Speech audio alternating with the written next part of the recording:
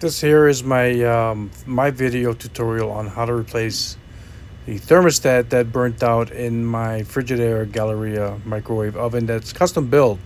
So I have no choice but to try to fix it. This is my second one. First one I did not video or film. This one I can barely film it because it's dangerous. I didn't want nobody around me. I didn't have a tripod.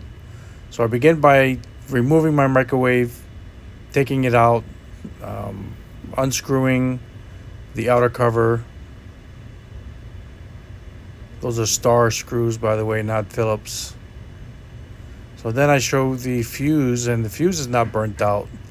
But then check out my thermostat and the spades. Look at the spades. It's very dangerous, so make sure you short out the, what's it called, the transformer. Just touch the two sides together against the metal like that. Now, I ordered from Amazon the thermostat's OEM. I ordered some spades, but for some reason didn't fit, so I got those spades from Home Depot. And check it out. My thermostat replaced and my microwave is working.